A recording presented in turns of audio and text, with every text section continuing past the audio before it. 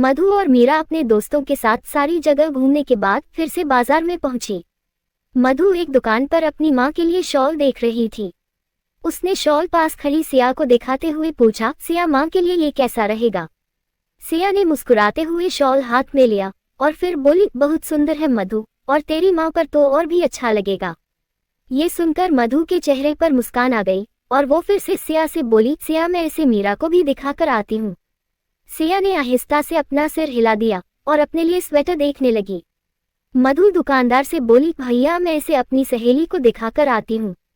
वो वहाँ सामने अपने लिए टोपी देख रही है, ये मेरी दोस्त यही खड़ी है।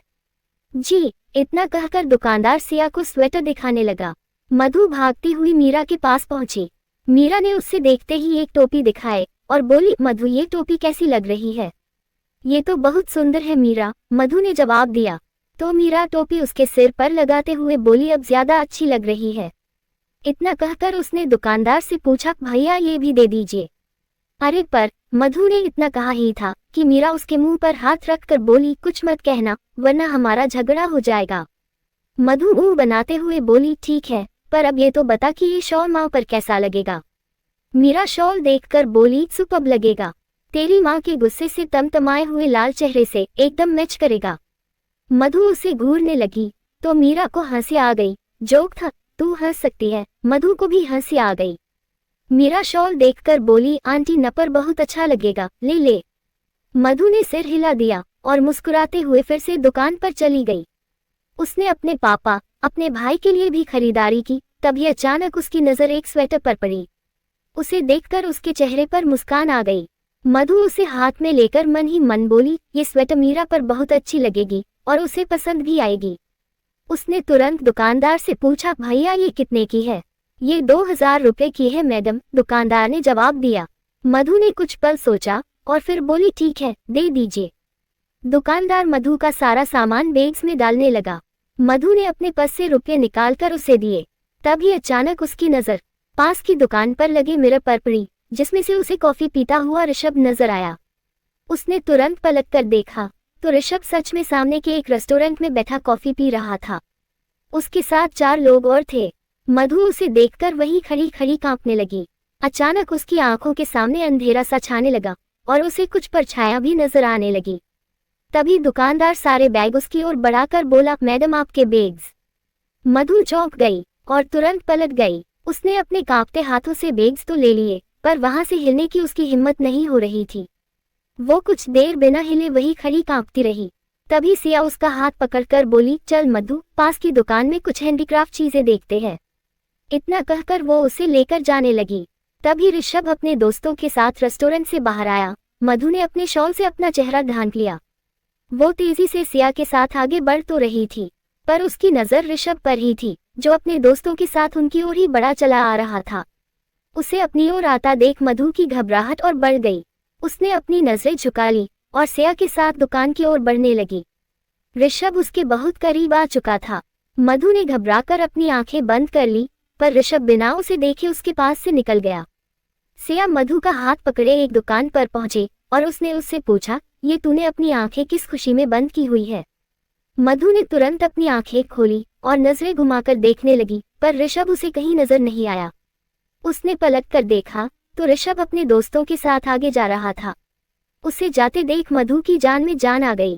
तभी सिया ने फिर से पूछा, क्या हुआ तुझे? मधु ने मुस्कुराने की कोशिश करते हुए जवाब दिया, कुछ नहीं, तू सामान देख, मैं मीरा और बाकी सबको देखकर आती हूँ।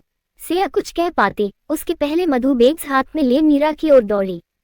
ऋषभ ने भी अपनी गाड़ी के पास आकर गाड़ी का लॉक खोलने के लिए अपनी पॉकेट से चाबी निकाली, पर उसे चाबी नहीं मिली। वो खुद से बोला, ये चाबी कहाँ गुम हो गई? कहीं रेस्टोरेंट में तो नहीं छोड़ दी तूने? तभी उसके पास खड़े उसके दोस्त लक्की ने पूछा।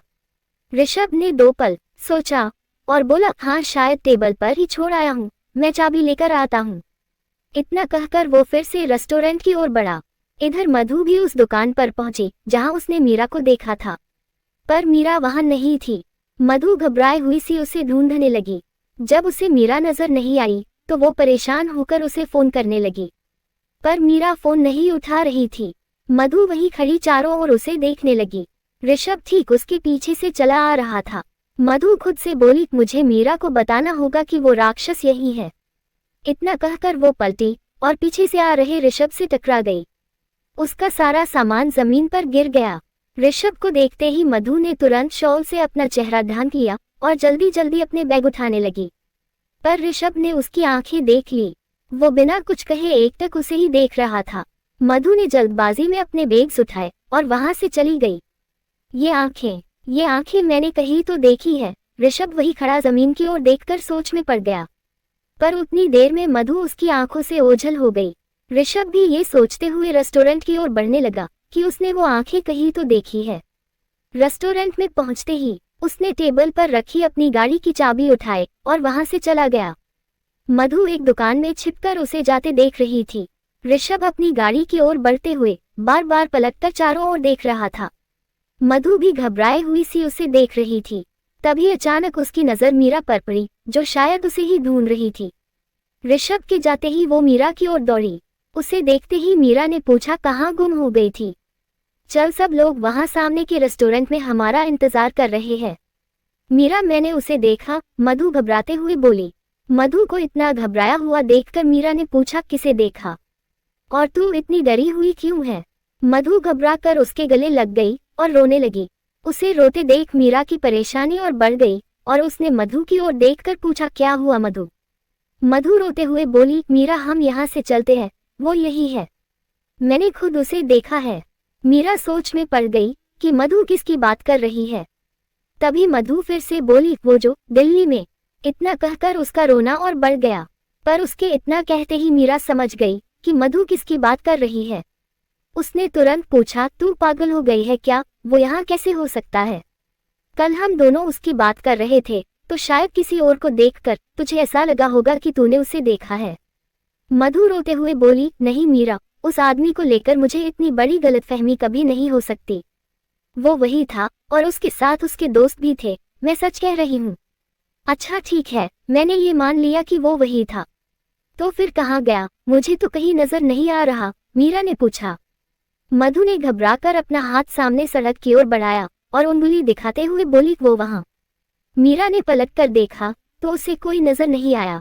उसने गुस्से में मधु का हाथ पकड़ा और उसे उसी रास्ते पर ले जाते हुए बोली, जहां मधु ने इशारा किया था। चल, अगर वो यही है तो उसे ढूंढते हैं। ये सुनकर मधु की हालत खराब हो गई और वो मीरा से अपना हाथ छुड़ाकर बोली, नहीं मीरा, तू पागल हो गई है क्या? उसे ढूंढने जा रही है। तभी वहां उनके सारे फ्रेंड्स आ गए। हम तुम दोनों को ही ढूंढ रहे थे, भूख लगी है यार, चलो कुछ खाते हैं। मीरा ने मुस्कुराते हुए आहिस्ता से अपना सिर हिला दिया और सब रेस्टोरेंट की ओर बढ़ने लगे। समीर ने मधु का परेशान चेहरा देखा तो पूछा, इसे क्या हुआ? इसके चेहरे पर 12 क्यों बजे हुए हैं? कुछ नहीं, इसे बर्फ की पहाड़ी देखनी है। मीरा के इतना कहते ही सबको फिर से हंसी आ गई और मीरा को भी। सब हंसते हुए रेस्टोरेंट के अंदर आ गए, पर मधु अभी भी डरी हुई सी इधर उधर नजरें घुमाकर ऋषभ को देख रही थी। सब आकर चेयर्स पर बैठे तो समीर वेटर को बुलाकर ऑर्डर देने लगा। मधु को परेशान देखकर मीरा आहिस्ता से बोली, मधु वो तेरा वहम था, 3 साल पुरानी बात हो चुकी है। 3 साल में वो हमें कहीं नजर नहीं आया, तो कल बात करते ही आज कैसे यहाँ आ सकता है? तूने किसी और को देखा होगा। अब अपना मूड ठीक कर, हम यहाँ एंजॉय करने आए हैं, इसलिए प्लीज तू अपने साथ साथ बाकी सबका मूड खराब मत कर। मधु कुछ नहीं बोल सकी, पर उसकी घबराहट छिपाए नहीं छिप रही थी। तभी वेटर उनका ऑर्डर लेकर आ गया तो समीर बोला, ये सिया और मधु का पिज्जा, और ये सुप्रिया का बर्गर, और ये हम सब के नूडल्स। सबने मुस्कुराते हुए खाना शुरू कर दिया। मधु मन ही मन बोली, मीरा ठीक ही कह रही है, कल हम उसके बारे में बात कर रहे थे, इसलिए शायद मुझे नजरों का धोखा हो गया है। दूसरी ओर ऋषभ अपनी गाड़ी ड्राइव करते हुए बस यही सोच रहा था कि वो आंखें उसने कहाँ देखी थी। उसने अपने दिमाग पर जोर डालने की कोशिश की। उसके दोस्त गाड़ी में बैठे शराब पी रहे थे, पर तभी अचानक ऋषभ ने अपनी गाड़ी पर ब्रेक लगा दिया और बोला, वही थी। वही थी? कौन? उसके पास बैठे लक्की ने पूछा। ऋषभ ने कोई जवाब नहीं दिया और तुरंत अपनी गाड़ी फिर से पीछे मोड़ ली। ये देखकर लक्की ने पूछा, गाड़ी वापस क्यों घुमा ली तूने? ऋषभ ने गाड़ी की स्पीड बढ़ाकर जवाब दिया, मैंने उस दिल्ली वाली लड़की को मॉल रोड पर देखा है लक्की। उसके सारे दोस्त ये सुनकर एक दूसरे का चेहरा देखने लगे। तभी लक्की ने हैरानी से पूछा, दिल्ली वाली लड़की? करण की दिल्ली वाली शादी याद है? तभी ऋषभ ने पूछा। करण की शादी का नाम सुनते ही सबके चेहरों पर मुस्कुराहट आ गई। ऋषभ का एक और दोस्त हरीश मुस्कुराते हुए बोला, उस शादी को हम कैसे भूल सकते हैं यार। इतना एंजॉय तो मैंने अपनी खुद की शादी में नहीं किया था जितना तेरे सबसे बड़े दुश्मन तेरे भाई की ना हुई शादी में किया था। काश कि वो परी भी हमारे हाथ लग जाती तो मजा दुगुना हो जाता। अब लग जाएगी, उसी को देखा मैंने, ऋषभ गुस्से में बोला। उसके दोस्तों की आंखें फटी की फटी रह गई। ऋषभ गाड़ी की स्पीड बढ़ाकर फिर से बोला, उस लड़की की खूबसूरत आंखों को मैं कभी नहीं भूल सकता। वो वही थी, मुझे हर हाल में वो लड़की चाहिए। पास बैठा लक्की उसके कंधे पर हाथ रखकर बोला, डोंट वरी, उस दिन तो वो लड़की बच गई थी, पर आज वो लड़की हमारे हाथों से नहीं बचेगी। दूसरी ओर मधु और मीरा के साथ बाकी सब भी अपनी बस में चढ़ गए। मधु आकर खिड़की के पास बैठ गई, पर अभी तक उसे ऋषभ का चेहरा नजर आ रहा था। उसने घबराकर अपनी आंखें बंद कर ली। आंखें बंद करते ही उसे अपनी चीखें और ऋषभ और उसके दोस्तों की हंसी सुनाई देने लगी। बस के चलते ही मधु ने घबराकर अपनी आंखें खोल ली। तभी मीरा उसके पास बैठकर बोली, मधु कल हम पक्का पहाड़ पर जाएंगे, प्रॉमिस। मधु ने तुरंत उसकी ओर देखा। तभी उनकी बस के करीब से ऋषभ अपनी गाड़ी से तेजी से निकल गया। मधु और मीरा दोनों का ही उस पर ध्यान नहीं गया। मीरा ने मधु की बाह अपने दोनों हाथों से पकड़ी और बोली, मधु तू अभी भी उसके बारे में सोचकर परेशान हो रही है। वो यहाँ नहीं आ सकता, तुझे कोई गलतफहमी हुई होगी। मधु ने कोई जवाब नहीं दिया तो मीरा मुस्कुराते हुए बोली, मधु वो सच में तेरा वहम ही था। प्लीज तू उसके बारे में सोचकर इतना परेशान मत हो, ये ले एप्पल खा। इतना कहकर उसने मधु की ओर एक एप्पल बढ़ाया। मधु ने मुस्कुराते हुए एप्पल ले लिया। दूसरी ओर ऋषभ अपने दोस्तों के साथ फिर से मॉल रोड पहुंचा और अपनी गाड़ी से उतरकर अपने दोस्तों के साथ मधु को ढूंढने लगा। उसने मॉल रोड की हर दुकान पर मधु के बारे में पूछताछ की, पर उसे उसके बारे में कुछ पता नहीं चला। वो गुस्से में बीच सड़क पर आ गया और उसने गुस्से से अपनी आंखें बंद कर ली। आंखें बंद करते ही उसे मधु की आंखें नजर आने लगी। उसे वो पल याद आया जब उसने दिल्ली में मधु को पहली बार देखा था। उसे मधु सफेद रंग की साड़ी में नजर आ रही थी। माथे पर छोटी सी बिंदी, होंठों पर हल्की सी गुलाबी रंग की लिपस्टिक, आंखों में काजल, उसके खुले हुए लंबे बाल जोड़कर उसके चेहरे पर आ रहे थे, जिन्हें वो बार बार अपनी उंगलियों से हटा रही थी। वो अपनी आंखें बंद किए हुए ही मुस्कुराने लगा। तभी उसके दोस्त हरीश ने उसके कंधे पर हाथ रखा और बोला, मुझे लग रहा है कि तुझे कोई गलतफहमी हो गई है, वो कोई और लड़की होगी। इतना सुनते ही ऋषभ गुस्से में पलटा और उसने हरीश को बहुत जोर से थप्पड़ मार दिया। हरीश ऋषभ की इस हरकत से हैरान था। तभी ऋषभ ने गुस्से में उसकी कॉलर पकड़ी और बोला, उस लड़की को लेकर मुझे कभी कोई गलतफहमी नहीं हो सकती। उसके लिए मैंने पूरा दिल्ली छान मारा था और अब शिमला का कोना कोना ढूंढ मारूंगा, पर उस लड़की को हासिल करके रहूंगा, समझा तू? हरीश ने घबराकर सिर हिला दिया। ऋषभ ने उसकी कॉलर छोड़ी और उसकी गर्दन पकड़कर उसे अपने करीब लाकर बोला, जमीन आसमान एक कर दो, पर उस लड़की को कहीं से भी ढूंढकर मेरे सामने लेकर आओ। अगर वो लड़की मुझे नहीं मिली तो तुम सबका वो हाल करूंगा जो तुमने कभी सपने में भी नहीं सोचा होगा। इतना कहकर उसने हरीश को दूर धकेला और जोर से चीखा। गो! उसकी आवाज सुनकर उसके सारे दोस्त घबरा गए। आसपास के दुकान वाले भी उसे देखने लगे। ऋषभ फिर से चीखा, आई सेड गो! उसके चीखते ही उसके दोस्त फिर से मधु को ढूंढने लगे। ऋषभ वही खड़ा गुस्से में शराब पीने लगा। वो खुद से बोला, अगर तुम इस शहर में हो तो तुम्हें हर हाल में मेरे सामने आना होगा। पिछली बार तो तुम मेरी पकड़ से बच गई थी, पर इस बार मैं ये गलती कभी नहीं करूंगा, कभी नहीं। इतना कहकर उसने अपने माथे के बाईं ओर बने निशान को छुआ और बोला, ये चोट तुमने मुझे दी थी, जख्म तो भर गया पर निशान रह गए। उस रात तुम मेरा सारा खेल बिगाड़ सकती थी, पर मेरी किस्मत अच्छी थी जो मैं अपने मकसद में कामयाब हो गया, पर तुम मेरा शिकार होने से बच गई। 3 साल से तुम्हें तलाश रहा हूँ, इसलिए तुम्हें पहचानने में मुझसे कोई गलती हो ही नहीं सकती। वो तुम ही थी, तुम ही थी। इतना कहकर वो फिर से शराब पीने लगा। इधर मधु और मीरा बस में बैठी सबके साथ अंताक्षरी खेल रही थी। तभी मीरा की नजर बस की खिड़की से रोहित पर पड़ी, जो अपनी गाड़ी के पास खड़ा था और एक मैकेनिक उसकी गाड़ी को ठीक कर रहा था। मीरा उसे देखते ही चीखी, रोहित! मीरा की आवाज सुनते ही रोहित ने बस में बैठी मीरा को देखा और बस के पीछे दौड़ने लगा। मीरा के चीखते ही मधु ने भी खिड़की से बाहर देखा तो वो भी हैरान रह गई। वो तुरंत ड्राइवर से बोली, भैया प्लीज बस रोकिए। बस ड्राइवर ने तुरंत बस रोक दी। बस के रुकते ही रोहित ने अपने दोनों हाथ अपने घुटनों पर रखे और बुरी तरह हाँफने लगा। मधु और मीरा बस से उतरकर रोहित के पास पहुंची। उनके बाकी फ्रेंड्स भी बस से बाहर आने लगे। रोहित, आप यहाँ क्या कर रहे हैं? मधु ने हैरानी से रोहित से पूछा। रोहित बिना कोई जवाब दिए बस हाँफ रहा था। मीरा ने मधु की ओर देखकर इशारा किया तो मधु उसे घूरने लगी। मीरा रोहित के पास आकर बोली, लगता है आपकी गाड़ी खराब हो गई है। अगर आप चाहे तो हम आपको लिफ्ट दे सकते हैं। 1 मिनट, रोहित ने इतना कहा और भागते हुए फिर से अपनी गाड़ी के पास पहुंचा और मैकेनिक से बोला, आप गाड़ी ठीक करिए, कुछ देर बाद मेरा नौकर आकर गाड़ी ले जाएगा। मैकेनिक तुरंत बोला, साहब आप अपना एड्रेस दे दीजिए, गाड़ी ठीक होते ही मैं गाड़ी आपके घर भिजवा दूंगा। रोहित सोच में पड़ गया। उसका चेहरा देखकर ड्राइवर फिर से बोला, साहब वो सामने ही मेरा गैराज है, आपकी गाड़ी लेकर कहीं नहीं भागूंगा, भरोसा रखिए। रोहित मुस्कुराते हुए बोला, इस पहाड़ी के पीछे गुलमोहर विला नाम का एक फार्म हाउस है, गाड़ी ठीक करके वहीं पहुंचा देना। इतना कहकर उसने अपना वॉलेट निकाला और 2000 का नोट निकालकर उसे दिया और फिर बस की ओर चल दिया। ये सब देखकर मधु ने आहिस्ता से मीरा से पूछा, अब भी तू ये कहेगी कि मैं ओवर रिएक्ट करती हूँ? मीरा ने कोई जवाब नहीं दिया तो मधु रोहित को घूरते हुए गुस्से में बोली, ये हमारे पीछे ही यहाँ आया है, पर ये है कौन? पास खड़े समीर ने आहिस्ता से पूछा।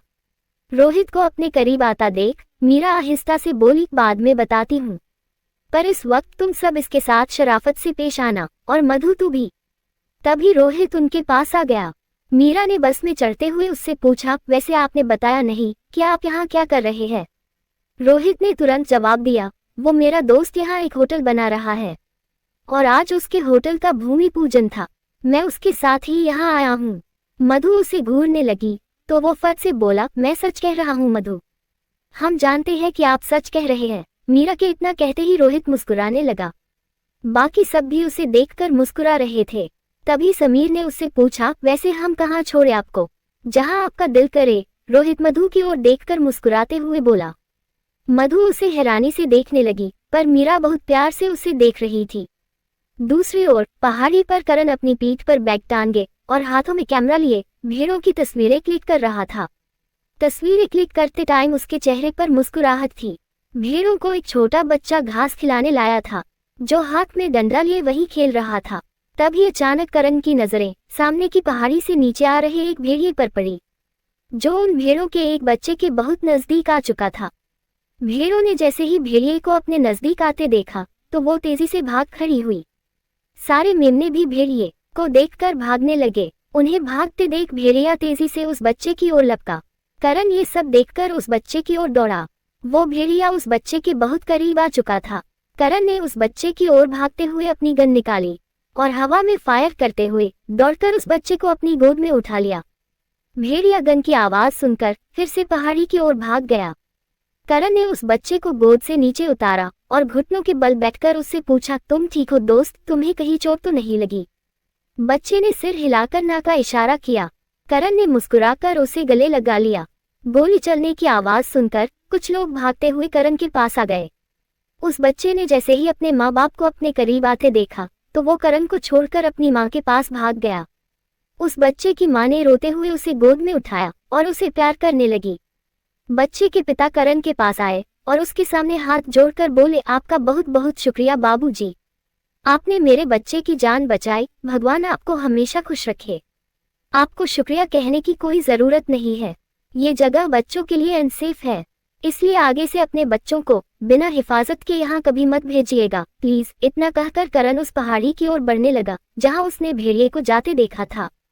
ये देखकर उस बच्चे के पिता बोले, बाबूजी आप उस तरफ मत जाइए, यहाँ जंगली जानवरों का हमेशा खतरा रहता है, मुझे खतरों से खेलने में बहुत मजा आता है। करण बिना उनकी ओर देखे बोला और फिर से उस पहाड़ी की ओर जाने लगा।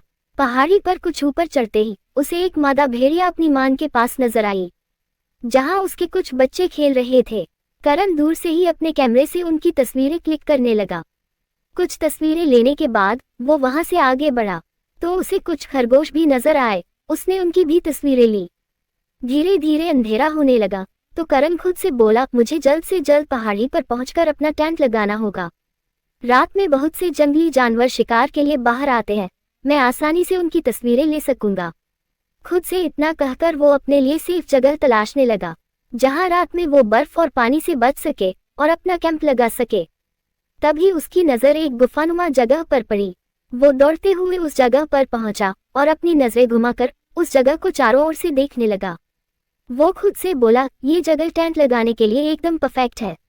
यहाँ आसपास मुझे तेंदुए के पैरों के निशान भी नजर आए हैं। आई एम श्योर कि रात में यहाँ तेंदुए जरूर आते होंगे। इतना कहकर उसने अपने कंधे से बैग उतारा और अपने बैग से कैंप लगाने का सामान निकालने लगा। उसने आधे घंटे की मेहनत के बाद अपना टेंट लगाया और जमीन पर बिछाने के लिए गद्दे और तकिए में हवा भरने लगा। उसने गद्दा और तकिया टेंट के अंदर लगाया, फिर उसने आसपास से सूखी लकड़ियां जमा की और फिर टेंट के बाहर बॉनफायर बनाया। फिर वो हाथ मुंह धोने के लिए पास ही झरने की ओर बढ़ा। उसने झरने के ठंडे पानी से अपने मुंह हाथ धोए। पानी बिल्कुल बर्फ की तरह ठंडा था, पर करण को कोई फर्क नहीं पड़ा। मुंह हाथ धोकर वो वापस अपने टेंट की ओर बढ़ने लगा, पर अंधेरा हो चुका था और उसे ठीक से कुछ नजर ही नहीं आ रहा था। उसने अपने फोन का टॉर्च ऑन किया और अपने टेंट के पास पहुंचा। ठंड बढ़ गई थी, इसलिए करण ने अपनी जेब से लाइटर निकाला और बॉनफायर जलाने लगा। पर फिर अचानक उसने अपने हाथ रोक लिए और लाइटर बंद करते हुए बोला, करण साहब, आपके अंदर इतनी आग है कि आपको तो बॉनफायर जलाने की कोई जरूरत ही नहीं है। और फिर आग जलाने से अगर जंगली जानवर यहाँ नहीं आएंगे तो आप उनकी पिक कैसे क्लिक करेंगे? और वैसे भी इस नाइट कैमरे से अभी तक मैंने अंधेरे में एक भी तस्वीर नहीं ली है, इसलिए आज इसका मुहूर्त तो करना ही होगा। आई होप कि आज कुछ अच्छी तस्वीरें मिल सके। तभी उसे कुछ आहटें सुनाई दी। वो तुरंत अलर्ट हो गया। उसने अपनी गन ली और आहिस्ता आहिस्ता उस आहट की ओर बढ़ने लगा। अपने फोन की रोशनी की मदद से वो उस झाड़ियों के पास पहुंचा जहां से आवाज आ रही थी। उसने अपने एक हाथ से झाड़ियां हटाई तो उससे बर्फीले इलाकों में पाया जाने वाला एक हिरन नजर आया जो वहां झाड़ियों को खा रहा था। फोन की रोशनी देखते ही वो भाग खड़ा हुआ। करण भी उसकी तस्वीरें लेने के लिए उसके पीछे दौड़ा। दौड़ते दौड़ते उसे फिर से कुछ आवाजें सुनाई दी। उसके कदम रुक गए। उसने बिना हिले अपनी नजरें चारों ओर घुमाई, पर उसे कोई नजर नहीं आया, पर किसी के उसकी ओर आने की आहट तेज हो रही थी। करण ये समझ गया था कि कोई उसके पीछे आ रहा है। वो तुरंत पलटा और उसने सामने देखते हुए अपनी गन तान ली। लेखिका कविता वर्मा। अगर आपको मेरी लिखी कहानियां पसंद आ रही है और आप इस कहानी को आगे भी पढ़ना और सुनना चाहते हैं तो मेरे चैनल को लाइक करें, शेयर करें और आज ही सब्सक्राइब भी करें। Thank you for watching this video.